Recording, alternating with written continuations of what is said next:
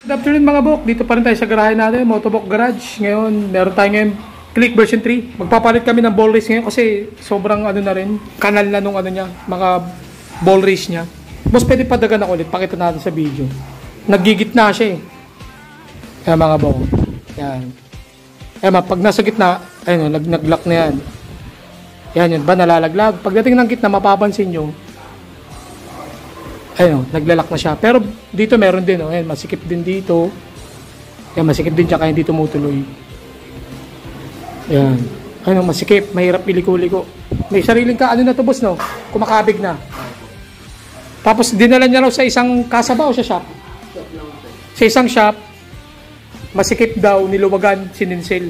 So, tingnan natin kung anong nangyari. Siyempre sa pagpapalit ng ball race, pag sa akin kasi tanggal lahat ng kaha, magiging skeleton yung harap niya. Kasi may iba naman, parang ibabaw lang yung binubuksan. Pero kanya-kanya kaming diskarte kung kaya nilang gawin yun.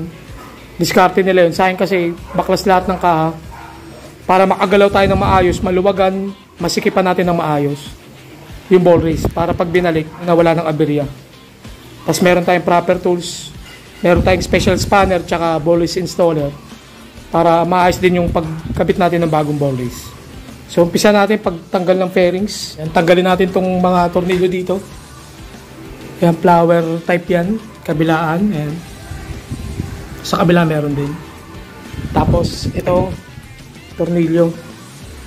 Kabilaan. Yan, para matanggal naman natin itong ibabaw. Tanggalin ko muna mga buka. Baklasan natin yung ibabaw. Bali, gumamit tayo ng pangtanggal ng fairings. Itong kulay orange na to. Yan mga bok. Bali, inano ko siya sa damit. Tapos, sinikwat-sikwat ko lang yung dito. Dito ako nagsimula. Ayan, kasi may mga clip yan dito. Yan, pataas. Sikwat mula pababa, pataas. Kasi ito yan eh. May mga ngipin kasi yan mga bok. Yan, may mga ngipin yan. Tapos may tatlo siyang clip sa loob. Pag natanggal nyo na kasi yung pagkakagat ng ngipin, mahihilaan nyo na to. Galin naman natin to. Itong puti na cover na to. Yan. May pilip dyan. Tsaka dito. Yung kaninang tinuro ko. Bali apat. Tanggalin ko muna mga bok. Natanggal ko na yung isa pang fairing sa harap. Yun, madali lang naman yun tanggalin. Tanggalin mo lang yung apat na tornilyo. Yung tinuro ko kanina. Tapos, ganun lang ulit. Sikwatin nyo lang mula baba. Pataas, dahan-dahan. Tapos konting uga-uga, hila, pataas kasi meron ulit siyang mga clip. Tatlo clip niyan. Isa sa gitna, tapos magkabila ang gilid meron. Basta meron kayong fry tool, yan katulad yung orange na yan. Madali nyo lang matatanggal yan. Tanggalin naman natin tong headlight. Dalawa yan, merong G's 10mm. Tapos meron yan ditong Philip. Tapos, bali may push clip sa gilid. Isa. Push clip. Ito may push clip pa. Tanggalin ko muna mga buka. Tanggal ko na yung headlight assembly. Sa Click version 3, mas madali siyang tanggalin kumpara kay Click version 2. Kasi, yung clip niya, ayan, paloob. Hindi katulad ng Click version 2, nakapatusok. Kaya ito, pag natanggal mo na tong clip na to sa gilid, ganun lang ginawa ko mula baba, pagilid lang. Tapos ito, nung naangat ko na siya konti, nahila ko na konti, nung nawala na siya sa pagkakashoot, madali na siyang nahugot. Yan mga bok. Ganun lang ulit, mula baba pataas. Gamit ulit yung natin, pry tool or fairing removal tool. Tapos, tanggalin ko naman tong dibdib, tsaka araro. Sa araro, may dalawang pilip. Tapos sa ilalim, merong push clip sa ilalim yan. Tanggalin muna natin mga bok. Tanggal ko na yung araro. Sa araro, pag natanggal nyo naman yung apat na tornilyo, yung pilip, tapos yung push clip sa ilalim, tanggal nyo lang tong pagka-clip nya. Hugutin nyo lang paharap sa inyo. Yan, dito nakashoot yung clip. Hilain nyo lang, tanggal na kagad yan. Madali na lang yan. Tapos ngayon, tanggalin natin yung dibdib. Ito, tanggalin natin itong pilip. Kabilaan ulit. Tapos itong 10mm na bolt para mahila natin yung ano, dibdib. Tapos tanggalin lang natin yung pagkakasakit ng charger. Tsaka itong cable holder para maugot natin yung dibdib. Tanggal ko na yung dibdib. So pag natanggal nyo lang yung mga sinabi ko, hilain nyo lang pataas. Tatanggal nyo na yung dibdib. So natin tatanggalin gulong tsaka fender. Dito sa gulong, tanggalin mo natin itong caliper. Flower type ulit, sukat nyan T40. Tapos 2 Gs, yung nag-hold ng hose ng brake hose, and cap pati dito. Tapos pag naugot na natin yung caliper, ito namang gulong, 14 sa kabila, 19. Tapos pag naugot na yung gulong, tatanggalin natin itong shock. Ano naman yan, 4 na 14mm, kabilaan 2. Tapos para maugot naman tong fender, 3 Gs yan sa ilalim.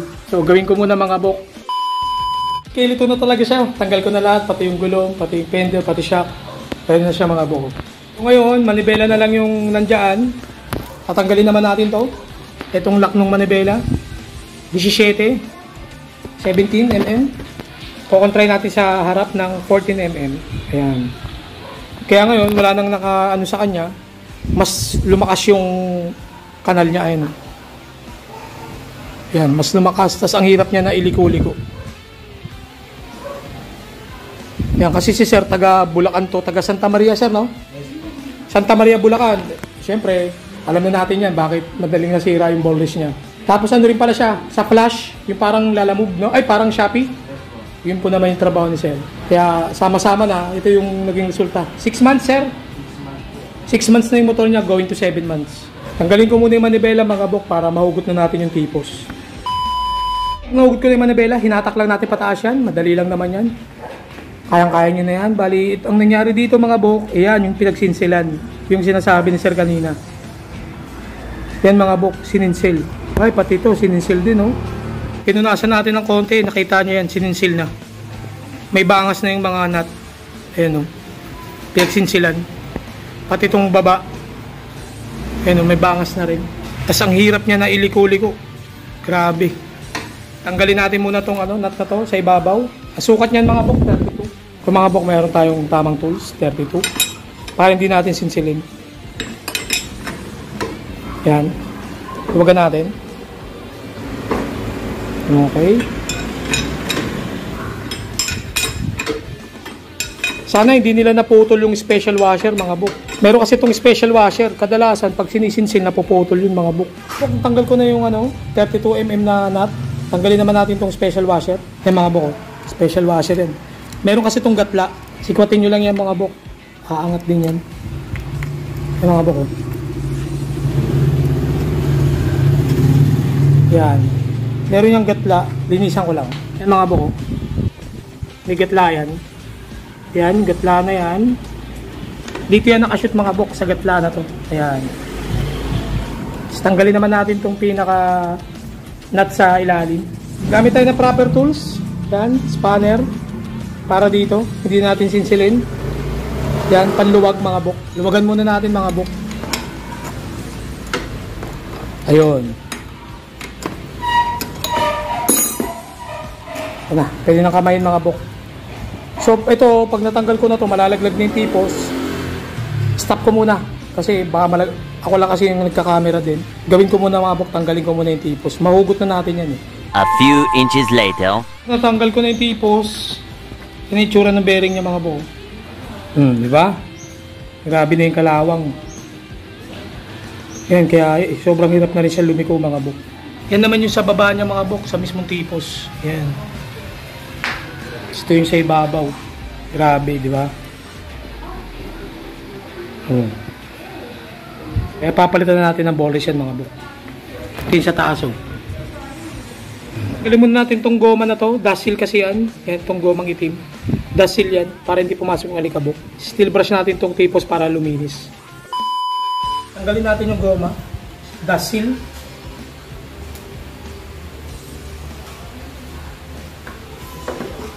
Tabi lang natin ito mga bok.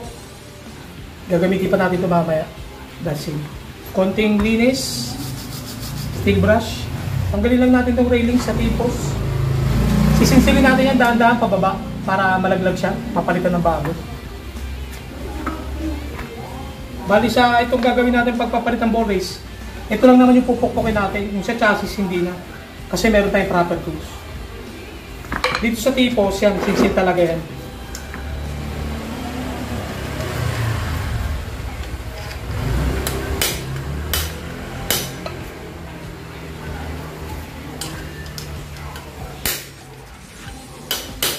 Tsaga-tsaga lang dito mga bok, dahan-dahan lang sinsil. Bababa din yan. Babagsak din yan. Huwag mong pilitin, dahan-dahan ng pukpok. Saktong pukpok lang. Yan, kabilaan lang mga bok.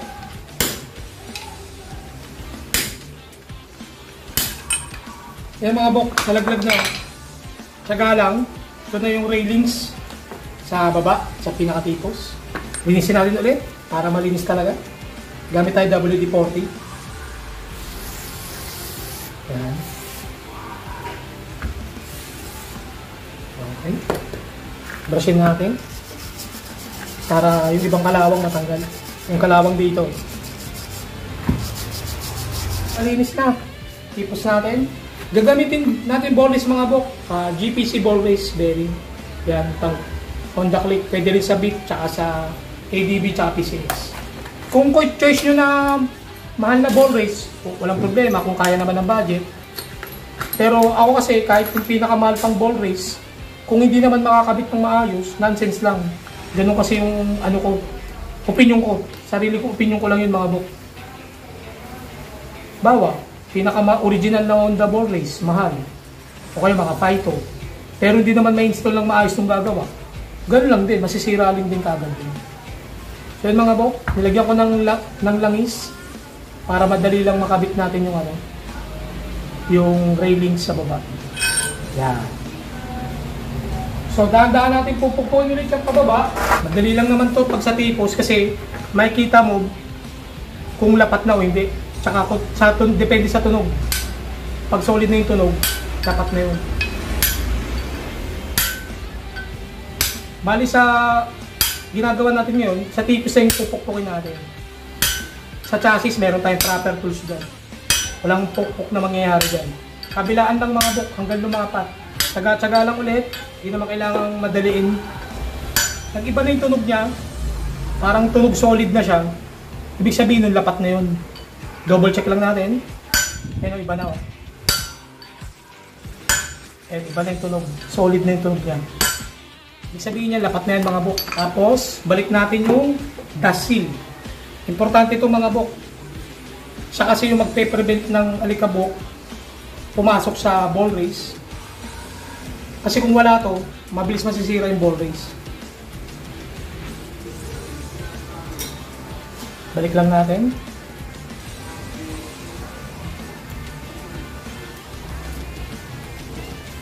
Yan. Ngayon, lagyan na natin ng grasa. Pag nagagrasa ako mga bok sa ball race, madami ako maglagay kasi mahirap nga siyang baklasin, mahirap ikabit. So wag mo nang tipirin sa grasa. Kasi mahirap siyang gawin eh. Pangit naman yung magkakaroon ka ng problema kasi kulang sa grasa. Kasi tinipid mo. Wag mo nang tipirin. Kasi di naman siya madali gawin eh. Yan. Pag may grasa na, lagay natin yung ball race. Ito na mga bok, ball race. Tapos, grasa ulit.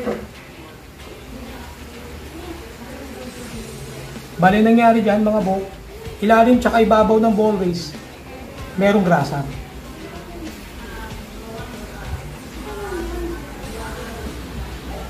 Huwag niyang pipilin sa grasa mga bok, ball race.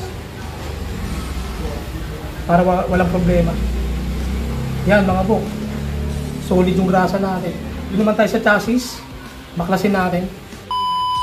Tanggalin natin yung mga railings, tsaka bearing.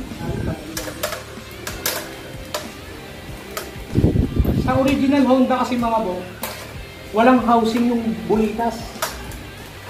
Paano mo ilalagay yan mga bok? Yan ang pinagkaiba ni Honda kaya Yamaha. Pukpukin natin para matanggal yung ano, yung railings.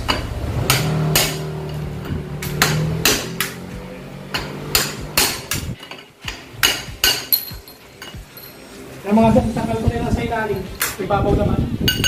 Pukpuk natin pataas.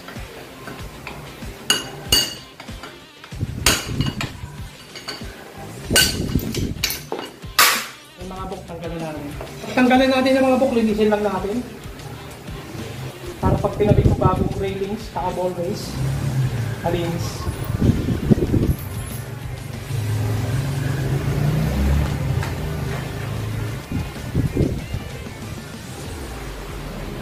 Pag malinis na mga bok, lagyan natin ulit ng langis para hindi malalapan yung railings.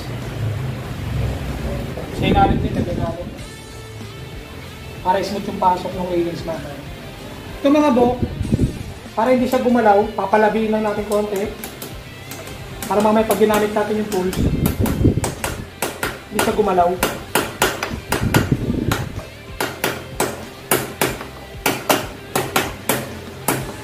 Okay, ganyan lang. Nakalabi na, gamitan natin ang tools. Ito yung ano ko mga bok, ball race installer ko. Yan siya. Bali siya yung maglalapat sa mga railings natin, sa chassis, nang hindi natin pinupukpok. Ito yung sa ibabaw. Ito namang railing sa ilalim, ito. Dito naman yan, iaabang na natin yan. Yan, ganyan. Tapos, salpak na natin sa chassis.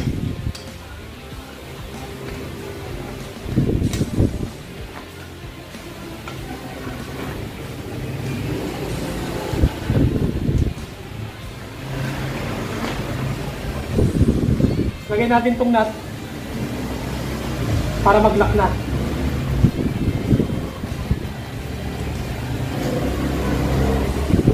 Ganyan na itsura niyan. Ngayon, hihigpitan natin. Gamit tayo ng panghigpit, 28. Sukat niya kasi nung nut, 28. So, higpitan natin. Ngayon, habang hinihigpitan natin ito mga bok, yung mga railings, lumalapat na yan dito sa ibabaw, tsaka sa ilalim. Pumapasok na yan. Lumulubog na. Ngayon, pagka hindi na natin mahigpitan, sobrang ano na niya, parang wala na siyang, hindi na umuusog yung tools, hindi na natin mausog ng ganyan. Ibig sabihin yan, lapat na yung mga railings. Pwede natin siya dito sa nalapat natin yung mga railings nang walang pukpok na nangyayari. Saka sureball tayong nakalapat. Pwede naman yung pukpok, pero make sure nyo lang nalapat. Kasi pag pukpok, medyo tansyahan, pangiramdaman. Hindi katulad sa tipos, kahit pukpukin mo yung sa tipos, makikita mo kasi nakalabas. Hindi katulad na itong sa chassis, nasa loob. Kaya wala kang masisilip kung lapat lang o hindi. Hindi katulad pag may ganito ang tools, malalapat mo talaga. Kahit hindi mo natingnan kasi mararamdaman mo, pag hinigpitan mo yung tools, ayaw na niyang humigpit. Sabihin nun, lapat na. Yun na mga bong, humihigpit na siya. Pero dapat, make sure natin mahigpit talaga siya. Yan mga bok, ayaw nang umusok ng tools natin, ibig sabihin yung lapat na yan. Tinulungan tayo ng may-ari, kinompra niya sa may likod para hindi gumalaw yung motor. So paglapat na, tanggalin na natin yung tools. Yan. Nalapat na natin. Yan na yung sa ibabaw, yung sa ilalim. Yan mga bok. Nalapat siya nang hindi natin pinupukpok. Meron tayong proper tools mga bok. Pag ganyan na mga bok, lagyan na natin ng grasa tong taas bago natin lagay yung ball rails. Grasahan muna natin tong railings. Ganun ulit, huwag yung titipirin sa grasa. Sayang naman yung baklas nyo kung titipirin nyo sa grasa. Lagyan natin ganyan yung ball rails. Bali itong mga bok, yung bulitas, meron ng housing.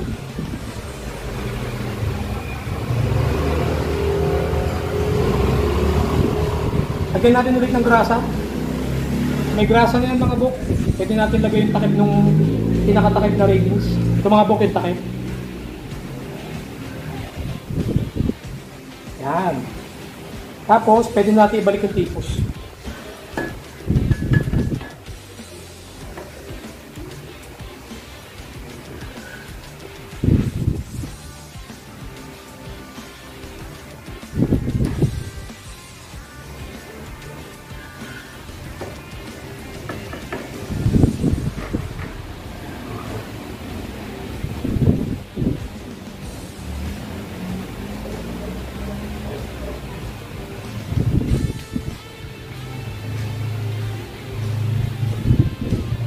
Lagyan na natin tong ano, yung nut na may lock sa ilalim.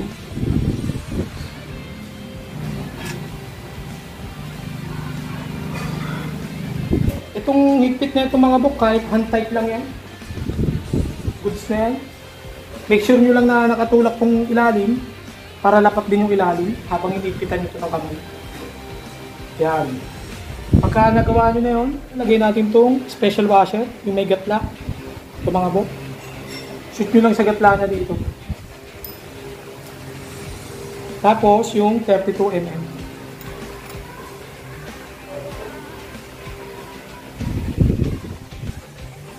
Higpitan na natin mga bok. Habang kinokontra natin yung ano, yung unang nut. Kontrain lang natin. Habang nilalak natin.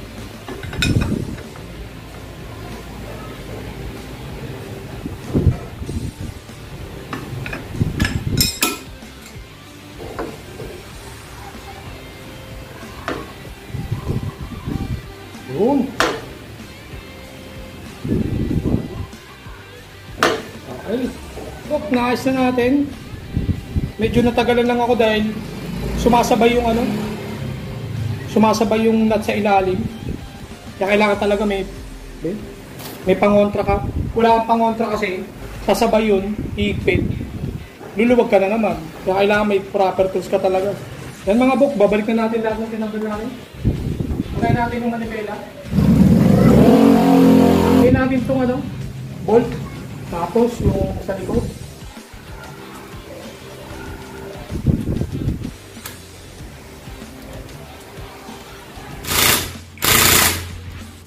Wala na siyang gatla. Maayos na siya. Malambot na yan mga bok. Wala nang pigil. Ganun lang magpalit ng ano mga bok, ball race. So hindi ko na ipapakita yung pagbabalik ng fairings. Kung paano natin tinanggal, balik ta rin yun na lang yun. Vice versa, yun na yung pagtanggal nun. Pagbalik. The next day. Mga bok, nabalik ko na lahat ng fairings. Tapos test drive ko na rin. Ang ganda na niya iliko. Wala na siyang kontra. Kahit isang kamay lang i-drive mo, good na siya. So ganun lang magpalit ng ball race ng Honda Click version 3. Mas maganda pa rin may proper tools tayo. Kaya mga bok, yan si Sir Dumayo pa from Santa Maria, Bulacan dito sa Lagro, Quezon City. So hanggang dito na lang mga bok. Maraming salamat.